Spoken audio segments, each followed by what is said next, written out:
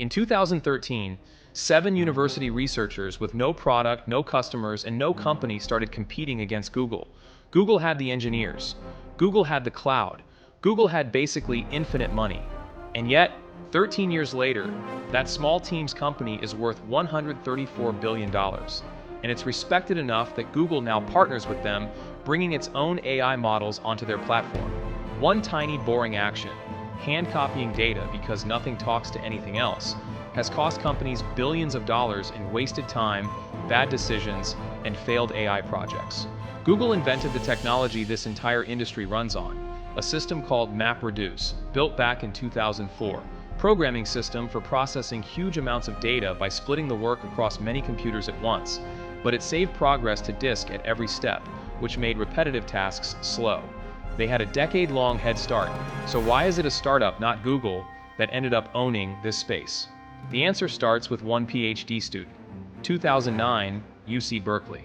A PhD student named Matej Zaharia is using Google's own MapReduce system, and he's furious at how slow it is. It is like rewriting your entire grocery list from scratch every time you add one item. His fix was almost simple. Stop writing back to disk. Just keep the data in memory. That idea became Apache Spark. By 2013, Spark had become the fastest tool in its category, used by companies everywhere, but almost nobody could actually run it without a specialized engineering team. So in June 2013, Zaharia and 6 other Berkeley researchers, Ali Ghodsi, Ion Stoica, Patrick Wendell, Reynold Shin, Andy Konwinski, and Arsalan Tavakoli Shiraji, founded Databricks. While bigger companies were busy selling cloud storage and cloud compute, this tiny team was solving the specific, annoying human problem. Nobody wants to babysit a server cluster. They removed the pain, not just the technology. Fast tool, smart founders, big company. But that's not the real twist. The real twist is that Databricks almost became irrelevant, because being fast wasn't enough.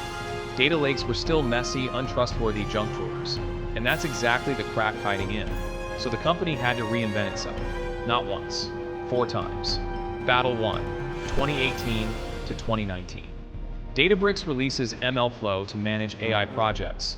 Then, a year later, releases Delta Lake, a system that makes a messy data lake behave like a locked, trustworthy database, with rules and an undo button. This is the moment the junk drawer problem starts dying. Battle 2, 2020 to 2021. Databricks makes a claim that sounds almost arrogant.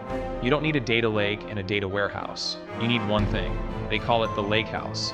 Then they add Unity Catalog, essentially airport security for your data, controlling who can see and touch what. Battle 3, 2023. This is where the ambition really shows.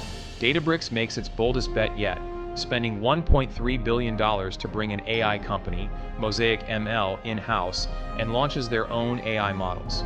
By November, they rebrand the entire platform from Lakehouse to Data Intelligence Platform, and then do something most companies never would. They give it away for free by open sourcing it. Battle 4, 2025 to now. Databricks partners directly with Anthropic and OpenAI, bringing Claude and GPT natively into the platform. They launch tools for building AI agents, no-code dashboards for people who've never written code, even AI-powered security monitoring. $134 billion valuation, over $5.4 billion in yearly revenue.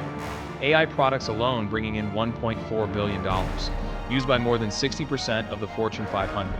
An IPO is expected eventually, just not this year. Google could have built all of this first, didn't.